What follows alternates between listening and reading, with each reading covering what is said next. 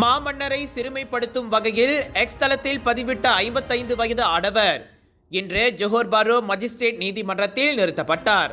தம் மீது கொண்டு வரப்பட்ட தேச நிந்தனை குற்றச்சாட்டை உணவங்காடி வியாபாரியான ஜைடி மாட்சா ஒப்புக்கொண்டார். அது தானாக எழுதிய பதிவு அல்ல, மாறாக வேறொரு பதிவில் இருந்து காப்பி எடுத்து பதிவிட்ட ஒன்றுதான் என்றும் அது 3-6 அம்சங்களை தொடும் என்பதை தாம் அறிந்திருக்கவில்லை என்றும் நீதிமன்றத்திடம் அவர் தெரிவித்தார்.